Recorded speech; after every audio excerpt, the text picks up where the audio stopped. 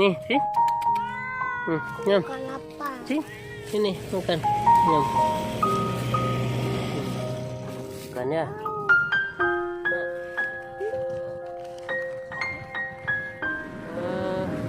Ada lagi anaknya Mamam. Mamam. Ada lagi. Makan ya.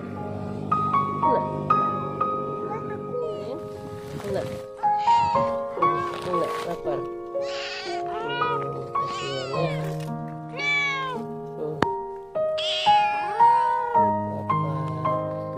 Makan terus yang banyak ya.